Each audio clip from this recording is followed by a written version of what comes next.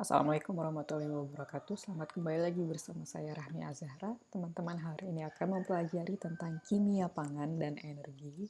Tetapi saya akan menekankan lebih dulu di bagian kimia pangan. Oke, kita lihat dulu apa yang harus dilakukan dan apa yang harus dipelajari untuk bagian kimia pangan. Yang jelas teman-teman di sini harus mengetahui tentang prinsip dari nutrisi itu sendiri yang ada di dalam pangan. Ada makronutrien atau gizi makro dan gizi mikro. Lalu nanti ada bagian asam amino dan segala macamnya. Untuk apa mempelajari kimia pangan? Agar nanti teman-teman bisa menyiapkan makanan yang pas untuk diri teman-teman. Nah, itu nanti akan mendukung kesehatan teman-teman, yang mana nanti akan berefek ke peningkatan produktivitas ya, dan mengurangi kejadian sakit. Kita tahu sendiri kalau misalnya sakit maka akan merugikan kita. Apalagi di kemudian hari ketika nanti teman-teman bekerja di bidang arsitektur dan juga PWK, kemungkinan nanti teman-teman akan membutuhkan bagian-bagian kecil yang mana adalah pekerja, dan pekerja tersebut yang membantu-bantu seperti contohnya saja kuli bangunan ya, pekerja bangunannya. Mereka memerlukan makan, dan makanan itu tentunya dapat disediakan oleh catering ya. Nah, perusahaan catering boleh memodifikasi menu yang dipilih perusahaan. Untuk menyiapkan gizi yang pas, teman-teman harus mengetahui tentang kimia pangan lebih dulu. Jadi nanti efeknya ada dua, untuk diri sendiri dan juga untuk orang lain yang mana bekerja dengan teman-teman. Oke, kita harus mengetahui dulu seperti biasa ya, penjabaran apa itu maknanya ini itu ya. Nah, ini pangan itu apa? Pangan semuanya ya, tidak hanya minuman, tidak hanya makanan, tetapi segala sesuatu yang dapat dimakan dan dapat dikonsumsi oleh manusia, termasuk minuman dan juga makanan. Bahannya pun itu adalah pangan, makanya ada yang dikatakan seperti bahan pangan. Beras adalah pangan, tetapi tergolong seperti bahan pangan. Dan nasi setelah diolah, beras diolah, kemudian menjadi nasi. Nasi adalah makanan karena kita makan. Lalu kita lihat lagi durian misalnya. Durian adalah buah dan bisa dikatakan sebagai pangan. Jenisnya apa? Jenisnya adalah buah-buahan. Lalu diolah.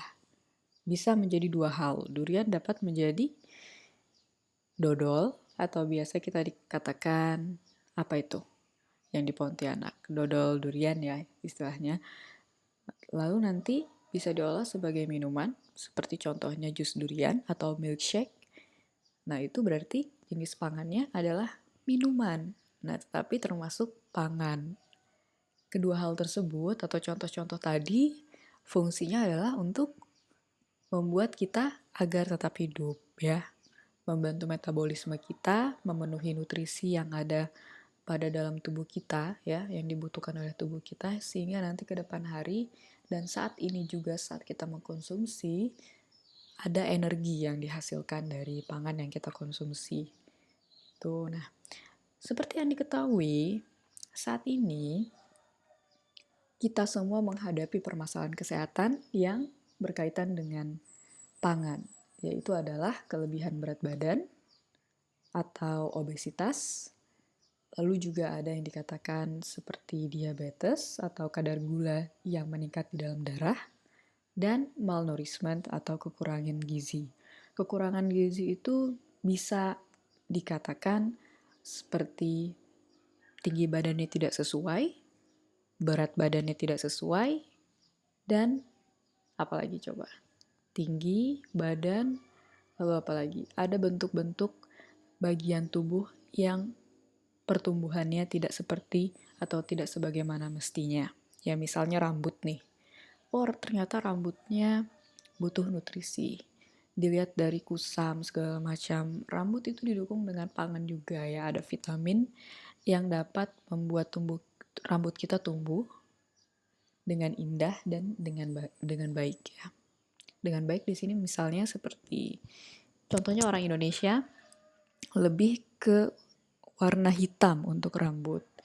Agar mendapatkan warna yang hitam legam dan juga baik, maka makanan kita juga harus mendukung pertumbuhan tersebut. Nah, belum lagi masalah rambut rontok. Rambut rontok itu berarti ada kekurangan vitamin B dan segala macam.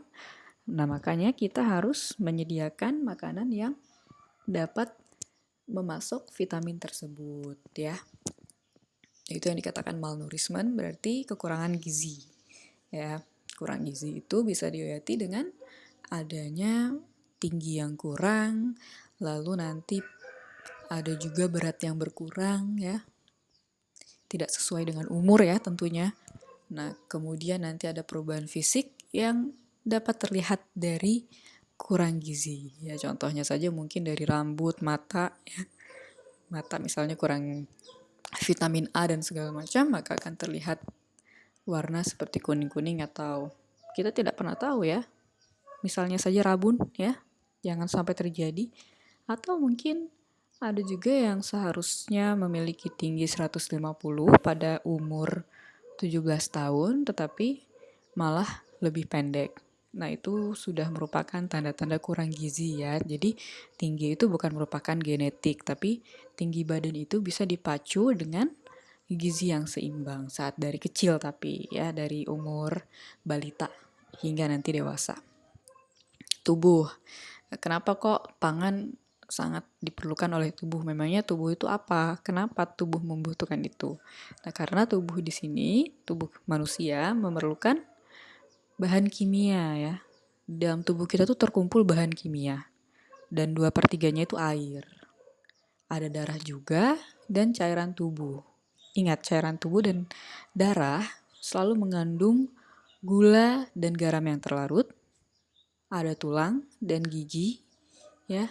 Tulang gigi kita juga mengandung mineral, lemak, dan juga glikogen untuk bagian tubuh yang lain. Seperti kulit itu ada lemak ya.